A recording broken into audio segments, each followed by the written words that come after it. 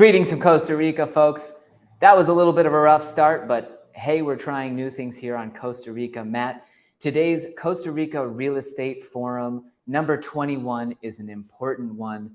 We're discussing strategies for finding the best deals in Guanacaste, Costa Rica. Specifically, I want to give people general thoughts on how clients typically try to find good deals in Costa Rica. And then I want to go over the pitfalls of that process and how you can actually try to find good deals in Costa Rica real estate. My name is Matt Rosenstiel. I'm co-owner of Coldwell Banker Pacific Realty based here in Playa Junquillal, Guanacaste, Costa Rica. Every Friday, or most every Friday, live at noon, I'm presenting straightforward, simple information about moving to Costa Rica, investing here, about all aspects of the real estate market. And if you like that straightforward information, do be sure to subscribe to my channel and hit the notifications bell so that you can see my new updates and what's happening in the market. During our meeting today, we're going to go over locations where you can find the best deals and considering exactly where you should be looking. We're also going to talk second about these pre-construction opportunities. Those can seem like real deals if you've got someone giving you the opportunity to get in early to a project, and I want to discuss that a lot. Third, we'll go over how I would really approach trying to find the best price for a piece of real estate. We will cover those pitfalls.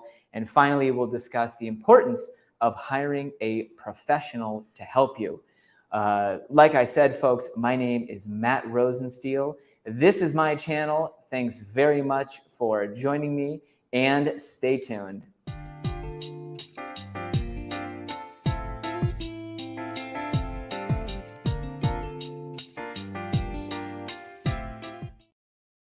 Today is July 21st, 2023. For me, my family, and my friends, July 21st is about as bad of a day of the year as they come because it's the anniversary of the passing of one of the best people on earth. And every year I do decide whether or not to make this a holiday, and I think of that person, Katie Flores, and I imagine her saying, "You've got kids and you need to still earn a living." So yes, I'm thinking about my family today, and also thinking about all of the wonderful people that have made me the person I am, especially Katie. So much love. Let's start with talking about the location aspect of finding the best deals in Costa Rica real estate. And really, the reason I wanted to start off with this point about location is that if you are a bargain-seeking person and you're hoping to get into the Costa Rica real estate market as cheap as possible, then frankly, you might have to really just try and find a cheap location. Because Costa Rica, more than anywhere else on earth, or not more so, but really there isn't a ton of developed areas in Costa Rica to provide you with options if you necessarily want a particular lifestyle or a surf break, etc. There are 5 or 6 major Costa Rica tourism hubs along the 2 coastlines of the countries, and those tourism hubs attract the vast majority of real estate investment. I'm talking on the Pacific about the Playas del Coco / Hermosa area, the Papagayo Peninsula, obviously, Tamarindo, Nosara, Jaco, Dominical, and now moving down to Dominical, some other areas that are popping up there.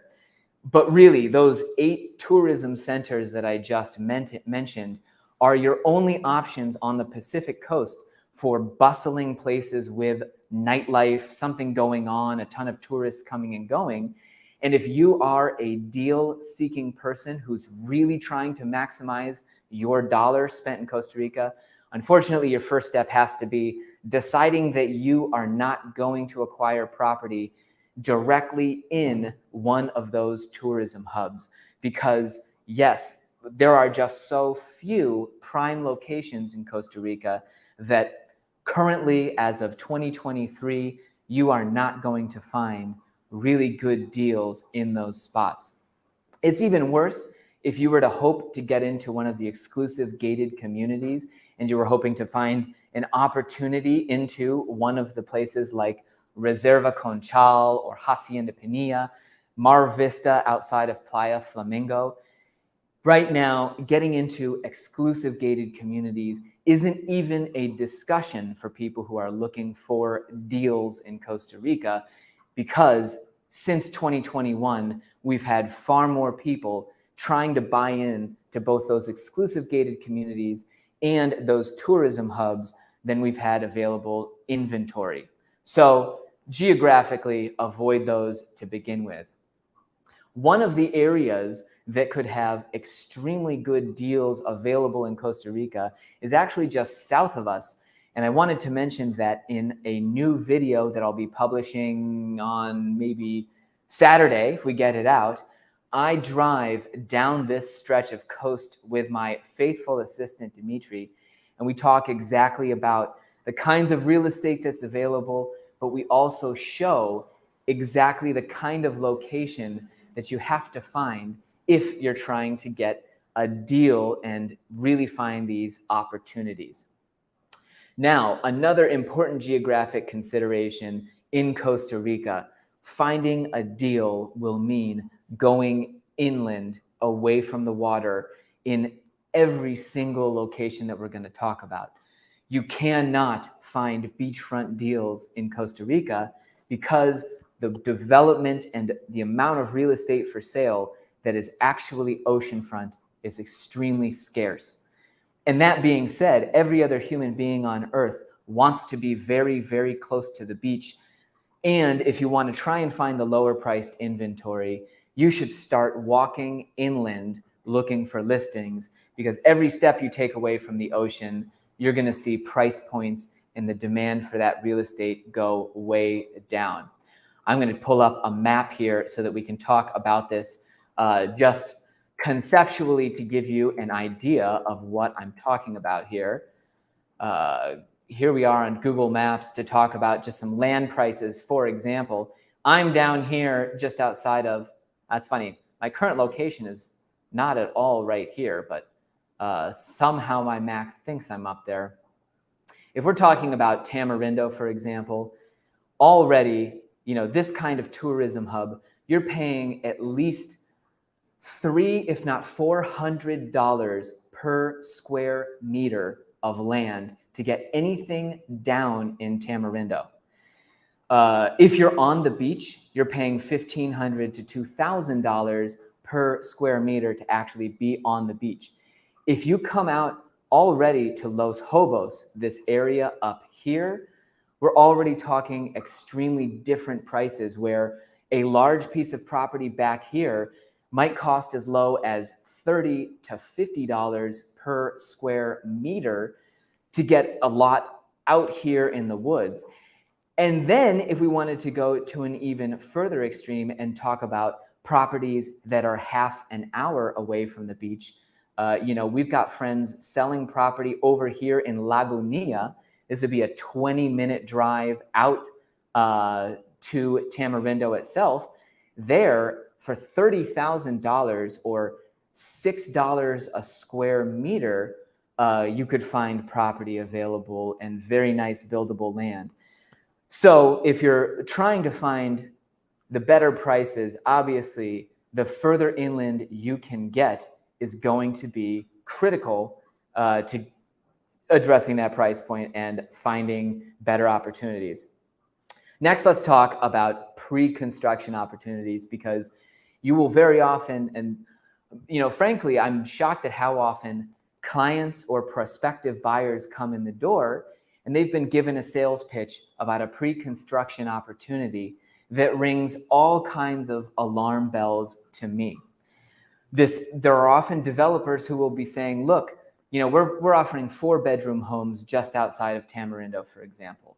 Right now, these similar 4-bedroom homes are selling at about $420,000 to $450,000, and we're going to let you, if you buy in as one of our first 10 customers, purchase your home for only $280,000, and then you'll have instant equity as we sell other houses to people for $400,000. As a person in the sales business myself, any pitch where someone promises instant equity raises a major alarm bells, because if there were instant equity in anything, they would have taken advantage of it themselves. The developers would be building houses and selling them for $400,000 if they were able to first loop in a retail customer at $280, and then this person would be able to resell down the line. So you do see a lot of developers offering these opportunity discounts. I only have 3 buyers in right now. Once we get to 10, all of our price tiers are going up 15, 25%.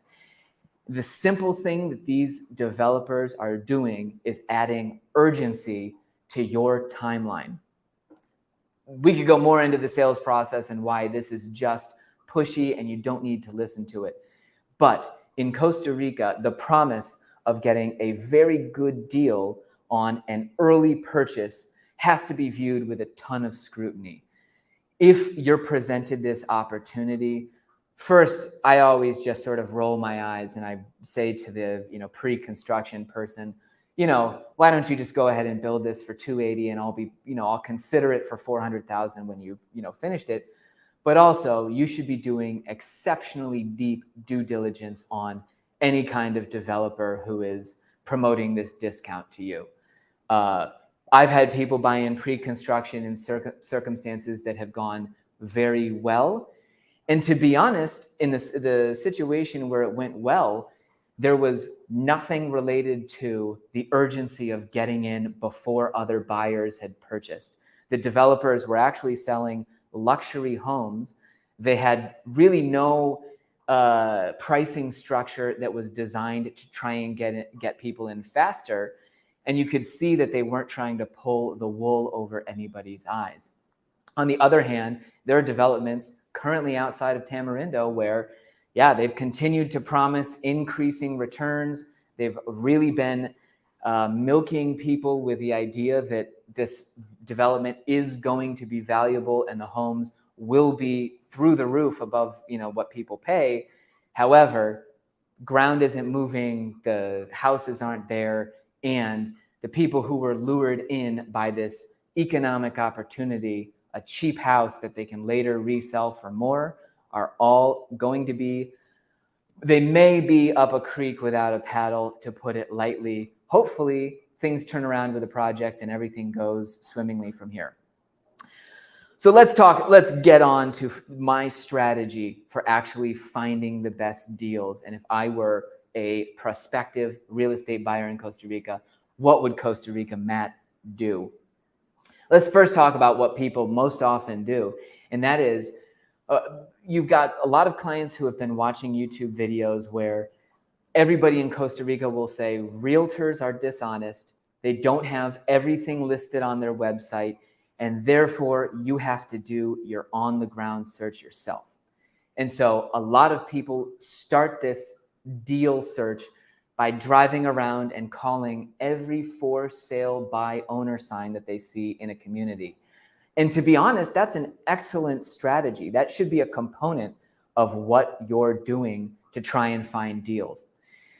The big misconception, however, is that realtors are trying to lie and conceal these listings from their prospective clients. They only want to sell their exclusively listed property, et cetera, et cetera.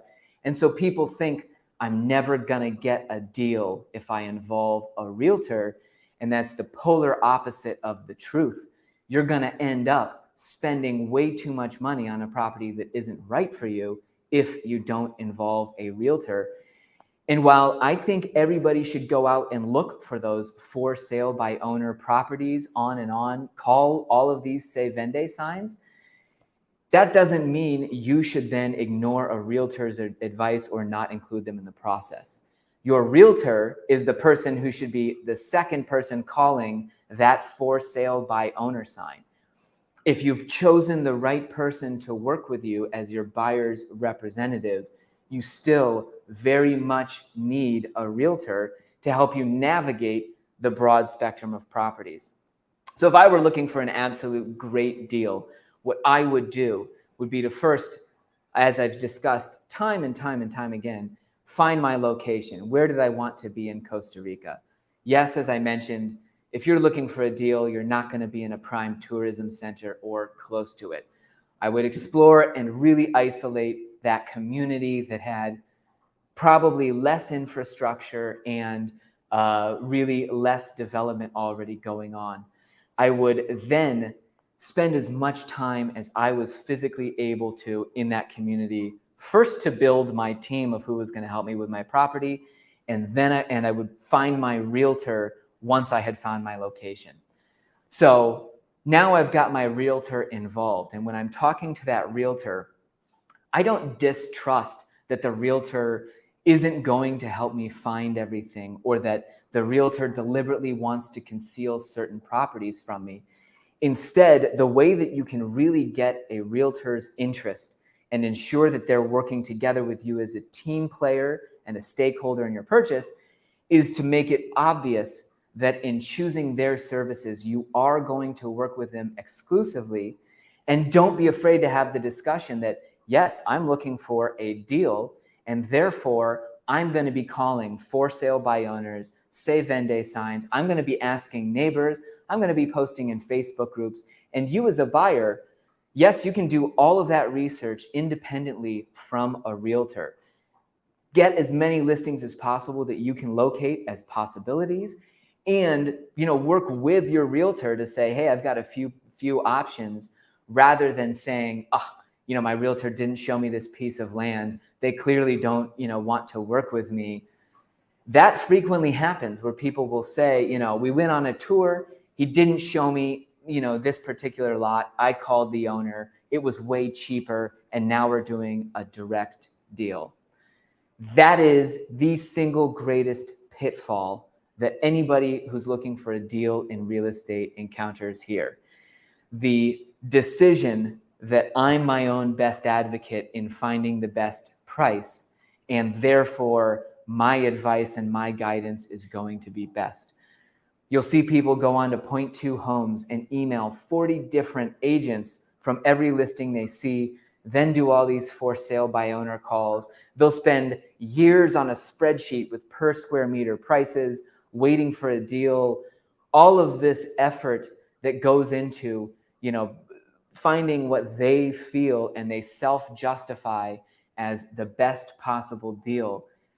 And minutes after they close, they might find out that the guy next door, runs a craft metal shop or something that is just utterly disturbing to your existence. They'll, get deep into figuring out the absolute best per square meter price for a piece of land in Guanacaste. And then, in one phone call, I'll be talking with people and it'll be clear that the location or some very clear detail about the community doesn't fit with what they've planned to do. So really, I can't advocate enough for people who are seeking these deals. Yes, realtors do not have everything listed on their page. There are hundreds of for sale by owner properties within my immediate vicinity that I don't have on our website and I don't intend on putting there, because many of them have all kinds of title issues. Lots of them don't have the utilities already installed all the way, on and on and on. But the fact that not everything is not on Realtor's website does not mean that you should cut the realtor out of the process. Hey, John, thanks very much for the question. I appreciate it. Bank-owned large properties or fincas.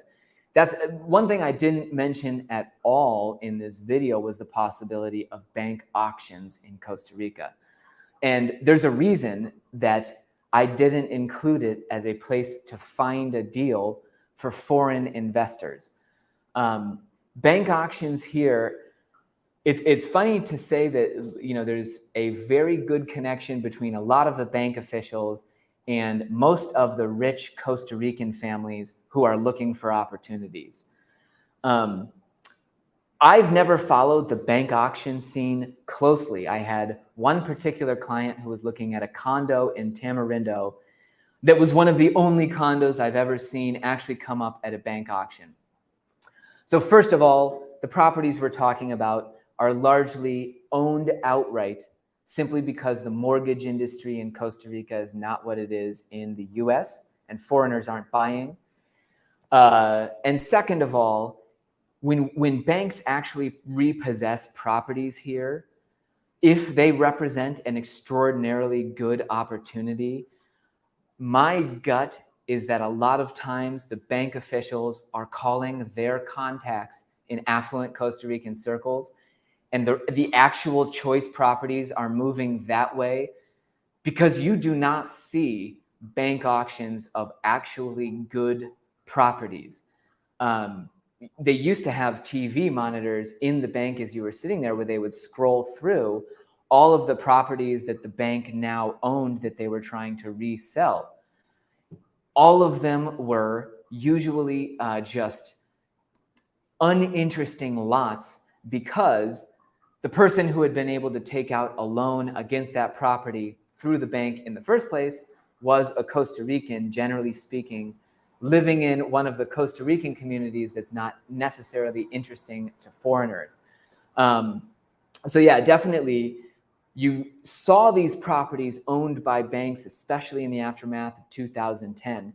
But having sat and watched everything that scrolled across the bank, I had no interest whatsoever in calling up clients.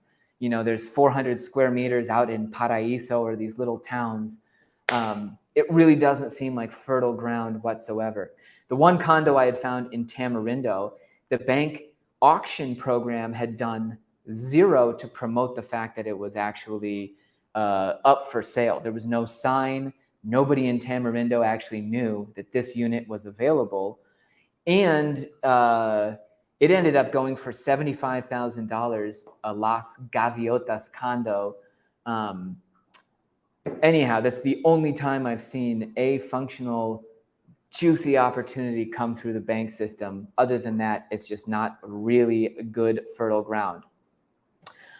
Yes, I did get your message about the gift certificate. Thanks very much. We'll be sharing that.